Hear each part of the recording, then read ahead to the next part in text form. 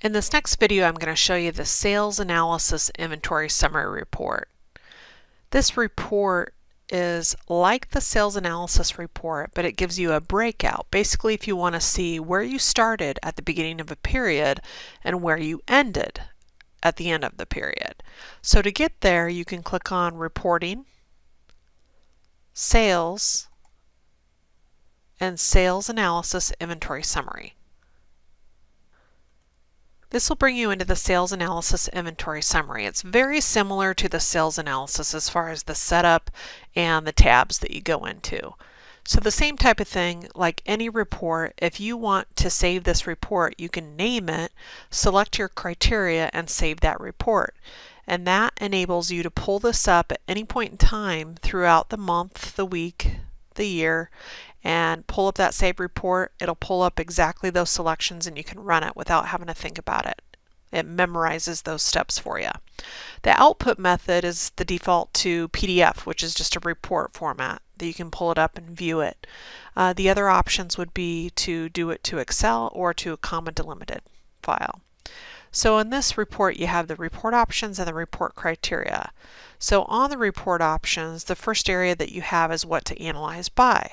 How do you want to look at this? Remember, this report is designed to tell you where you started and where you ended in whatever period that you want to look at. So basically, you just got to decide, okay, now how am I going to sort this report? What exactly am I going to look at? Am I going to look at just strictly my suppliers?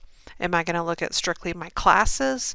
Or do I want to know SKU detail where it shows me how each SKU has done from beginning of that period to the ending of that period?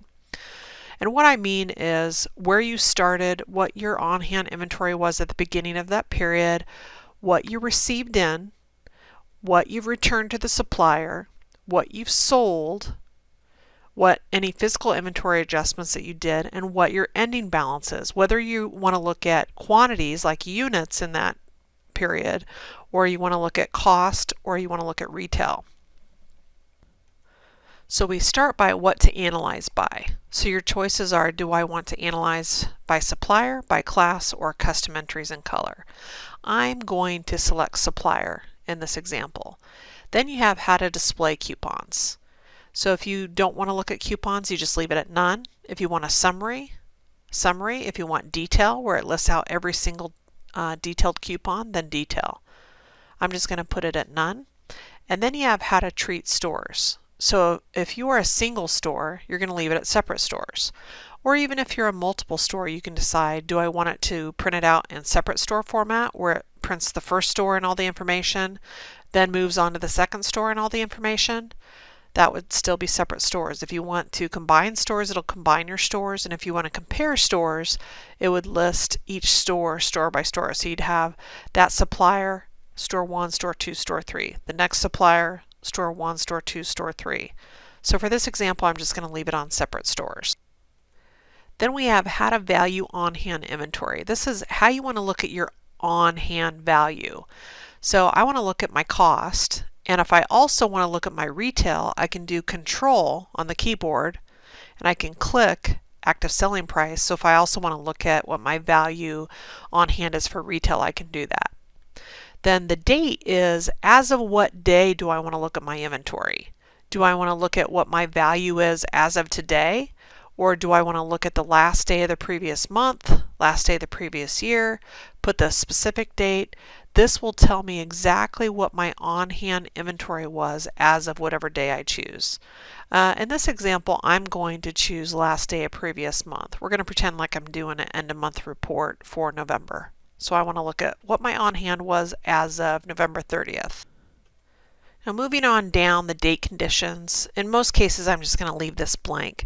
But for any sales analysis report, whether it's sales analysis or sales analysis inventory summary, you can do date conditions on this. If I only want to look at items that were last received in a period, or only items that were first received in a period, I can do that. And moving up, now what type of report am I going to run?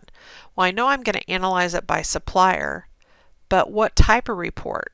Do I just want to look at my suppliers and that's it? So it just lists Nike, New Balance, SAS, Rockport, whatever suppliers you carry, and that's it. You're not going to get the SKU detail. You're not going to get the class detail. Then I would choose supplier summary. If I was doing it by supplier and class summary, then it would do supplier and then each class within that supplier, move on to the next supplier and list those classes in that supplier. I could do by custom entry and color summary. I could do by price point summary, or if I really want detail, I can do by SKU detail. So it'll list that supplier and all the SKUs within that supplier. In this example, I just want to look at how my suppliers did, so I'm going to do supplier summary. And then there's what sales period do you want to analyze. I have all these options here once I click on my drop down. Week to date, previous week, month to date, previous month, all of these options, today, yesterday, and the big thing is the selected dates where I can put whatever date range I want. In this example, I'm going to choose previous month since I want to look at my inventory summary for November. Then I have how would you like to show percentages. I always just leave this on percent of store. That way I can look at my on-hand percentages and it's just percent of store. You know, this supplier, New Balance, what do I have on hand compared to the rest of store? Same thing with sales. What percentage for this supplier do I have for sales compared to the rest of store? And then I have inventory summary options. So as I'm looking at the beginning balance of this period, the beginning of November through the end of November, do I want to look at units? So that would be quantity. Do I want to look at my cost, or do I want to look at retail? In this example, I'm going to choose cost. That's a pretty common one that people want to look at to see what cost is moving from beginning to end. Now I'm going to look at the report criteria. So I'm going to click on the report criteria tab, and if I just want to look at all my suppliers, I'm going to leave this entire screen blank. I just want to see how each supplier did from beginning to end of that period. If I want to be specific, maybe I wanted to look at New Balance. And so in that case, I would do supplier and I would choose SKU detail for the type of report.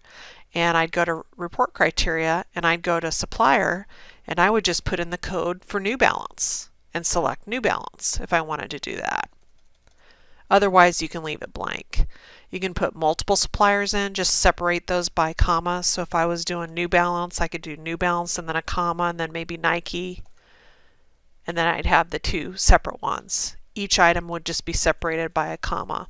I could also exclude that criteria. So if I wanted to do everything but New Balance, I could put that code in and click on the exclude checkbox. I can be selective by classes if I only want to look at certain classes. I can be selective by color, by SKU, by coupon code, or product custom entries. But if I just specifically want to do, I want to look at everything, I want to look at all my suppliers, all my classes, I'm just going to leave this blank and it's going to sort it by supplier since I chose to do that on this screen. Once I'm ready, if I've named the report and I want to save what I've selected, I can click on Save Report. If I didn't name the report and I just wanted to run it, or if I named the report and I really don't want to save it, I just want it to show up with that name on the report history, I can do that and I can click on Add Job and Run down at the bottom. So we're going to do Add Job and Run so it will run this report. So this will then bring me to the report history. So when I want to open it up, I can just click on this Sales Analysis Inventory and I can click on Open and that's going to open it up so I can view it. And now I can obviously make this bigger if I click on the zoom in tool here and then click on the screen. You'll see that that makes this bigger. I can also stretch my window and make my window bigger so I can see it better. So here I get two sections here really. I have all of my suppliers listed. I have what my current on hand is, the units, the costs, all of that information. And then over to the right is where I have my inventory summary stuff. So looking at that first supplier, which is Adidas, and I'm looking at cost. So I see what the beginning balance was, the total on hand that I had for cost at the beginning of the month. And then this is what I did in receiving, in receipts, in cost. This is what I did in returns, returning things to the suppliers. This is what I did in sales. This is what I did in transfers in and out, any inventory adjustments, and if I had any differences, and what the ending balance is. So that gives me an ending balance. That's where I ended up the last day of November. So that way you can see what happened from beginning to end on a particular supplier, since that's what we're looking at.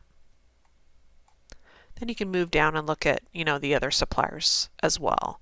And we can run this either by cost. That's what I ran it by here, was cost. You can do it by units, so you can see the units received, returned, the sales, the transfers in and out, any physical inventory adjustments, and then your ending balance. Or you can see it by retail as well. So this shows you how to run the Sales Analysis Inventory Summary Report and what it looks like.